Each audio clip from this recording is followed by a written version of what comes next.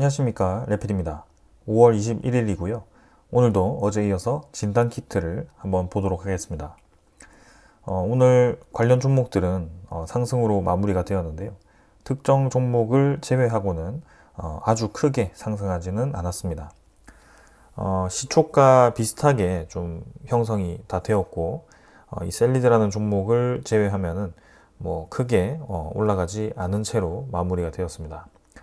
어제 시간 외 거래에서는 조금 더 강한 모습을 보였는데 일단 차분하게 진행이 되는 모습이었습니다.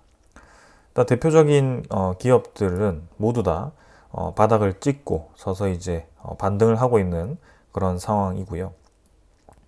최근에 이제 코로나에 대한 영향들이 다시 한번 이 주가를 꿈틀거리게 하고 있습니다. 그래서 확실히 지금 이제 추세를 보았을 때는 주봉으로 보았을 때 주기적으로 그런 소식이 나올 때마다 움직이던 패턴들이 좀 보였고요.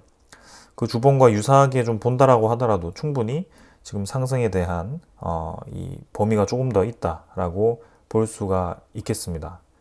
이 랩지노믹스도 마찬가지고요. 그래서 뭐 이 고점까지 무조건 치고 간다라고 생각하기보다는 지금 이제 출발한 지 얼마 되지 않았고 거래량이 한번 실린 지 얼마 되지 않았기 때문에 특히 주봉의 거래량이 이전에 중간중간에 피크를 치고 잠깐 올라갔다 떨어지는 것과는 다르게 조금 더 힘이 실리는 모습이죠. 그래서 이전에 한참 이제 크게 올라갈 때와 좀 유사하게 거래량이 나왔기 때문에 관심도가 분명히 있다라고 좀 보여집니다. 그래서 이런 수급들은 사실 종목들은 수급이 그렇게 좋지 않습니다. 외국인 투자자 보유율도 그렇게 많지 않고 일단 뭐 진단키트라는 테마가 사실 코로나의 팬데믹 이후에는 꽤나 이제 소외되어 있었죠. 그래서 지금도 이제 유행을 하긴 하지만 팬데믹으로 다시 가기는 쉽지는 않아 보이고 일정의 이제 그런 주기적인 흐름에 따라서 움직인다라고 생각을 하셔도 될 것 같습니다. 자, 그렇게 접근을 해 본다면 충분히 이번에도 단기적인 수익을 낼 수 있는 구간이라고 생각이 되고요. 아주 공격적인 투자를 할 수도 있겠지만 그래도 이제 너무 변동성이 큰 테마이기 때문에 좀 이제 각자 잘 판단하셔서 진입을 하셔도 좋겠습니다. 자, 그래서 지금 위치는 괜찮아 보이는데 그럼 상황이 어떠한 상황인지 하나씩 좀 보도록 하겠습니다. 자, 어제는 이제 태국에 대한 코로나 환자 급증에 대한 소식이 있었고요. 오늘은 대만에서도 코로나가 급증하고 있다라고 발표가 되었습니다. 최근 중화권에서 코로나19가 재확산하는 가운데 팬데믹 당시에 방역 모범국으로 주목을 받았던 대만에서도 확진자가 급증을 하고 있다고 합니다. 그래서 응급 진료 환자가 지금 1만 9천 명 수준에서 9,900명 수준에서 1만 9천 명으로 지금 일주일 만에 2배 가까이 증가했다라고 보여주고 있고요. 중증 환자가 93명 중에 4명 정도가 이렇게 숨졌다라고 합니다. 그래서 대만도 지금 급격하게 일주일 만에 2배씩 늘어난다는 것은 그 이상 계속 늘어날 수 있다라고 볼 수 있는 거고요. 이번에 이 변이 바이러스는 MB1.8.1 그 다음에 XEC라고 이제 또 이전에 유행하던 파생 모델로 보여진다라고 합니다. 뭐 심각성은 그렇게 크진 않지만 전염력이 강하고 대신 이제 병원성이 조금 떨어진다라고는 하는데 그 병원성이 좀 떨어지는 것 대비해서는 확실히 좀 전반적으로 유행을 하고 있는 것 같습니다. 동남아와 중국에서도 지금 코로나19가 증가세를 보이고 있고 LP8.1 변이 탓이다라고 얘기가 나왔습니다.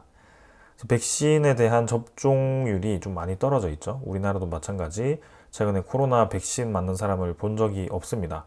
오히려 독감에 대한 유행으로 독감 백신을 맞는 사람이 많은데요. 그만큼 이제 코로나에 대한 인식이 많이 떨어져 있죠. 그래서 지금 동남아에 대한 유행이 중국에 대한 유행이 곧 이제 우리나라로도 올 수 있는 상황이다라고 생각이 되고요. 특히 동남아, 방콕, 그다음에 대만 이런 쪽이기 때문에 우리나라 여행객들이 또 많이 방문을 하는 그런 상황입니다. 그래서 태국도 그렇고 지금 중국도 그렇고 이 확산세가 심해진다라고 했을 때 조금 더 유행할 가능성이 크다라고 보여지고 그러한 상황 속에 이 진단키트 종목들이 사실 뭐 그 이슈로 실적을 대폭 개선한다라고 기대하기는 어렵고 항상 그래왔듯이 그런 이슈에 의해서 올라가는 움직임이 있다라고 보여집니다. 그래서 이번에도 그러한 움직임이 나오는 것 같고요.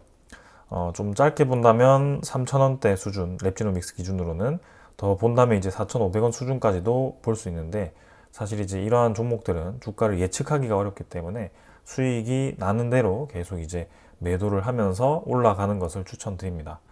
그래서 네, 변수가 있기 때문에 그런 부분을 생각해야 되고요. 좀 장기로 바라보고 싶다라고 하신다면 이런 이제 시젠과 ST 바이오센서 조금 덩치가 큰 진단 기업들도 있습니다. 특히 코로나에 대한 그런 이 이슈 전에도 이미 시젠 같은 경우는 실적에 대한 개선으로 주가가 꾸준히 올라왔습니다. 그래서 단기 상승률이 컸기 때문에 시젠은 오히려 이 코로나 이슈에 크게 반응하지 않는 모습인데요. 아무래도 그 나머지 기업들도 이 이슈가 지나고 나면 주가가 크게 더 올라가지는 않을 겁니다. 그래서 그런 면에서 보면 단기적으로 접근할 수 있는 상황이다. 이렇게 보여집니다. 자, 그렇다고 이 확산세가 어디까지 갈지도 우리가 알 수 없습니다. 이대로 뭐 평소처럼 사그라들지 아니면 조금 더 유행을 할지 우리 생각보다 더 크게 유행할지는 아무도 모르죠. 그래서 천천히 한번 지켜보도록 하겠습니다. 자, 그리고 FDA에서도 이제 미국이죠. 새 백신 지침을 내렸습니다. 최근에 이제 좀 소외되고 있던 모더나라든지 그런 바이오 종목들이 좀 관심을 받기 시작했고요. 오늘도 우리나라 바이오 관련 종목들이 좀 급등을 하면서 진행이 되었습니다. 그래서 수급들이 조금씩 이제 그런 쪽으로 관심을 보이고 있다는 것이 보여지고요. 백신에 대한 조건을 강화를 했습니다. 임상 통과했던 백신을 이제 의무적으로 모든 이 사람들에게 접종하는 게 아니라 고위험군에게만 접종을 하고 조금 더 백신을 검증해야 된다라고 얘기를 했습니다. 그럼 백신을 덜 맞으니까 내려가야 되는 거 아니냐라고 생각할 수 있겠지만 오히려 새로운 백신에 대한 개발과 백신에 대한 시장이 열린다라는 기대감으로 미국의 저런 이제 바이오 기업들이 힘을 받는 모습이었습니다. 그래서 우리나라도 마찬가지 그런 백신 관련 기업들이 몇 개 있고요. 바이오 종목들은 제가 소개해드리지 않았는데 몇 개 있습니다. 근데 이제 최근에 단기 움직임을 생각했을 때는 진단 키트 종목들이 움직일 가능성이 크다라고 생각했고 거기에 대해서 며칠째 지금 주시를 계속 하고 있는 상황입니다.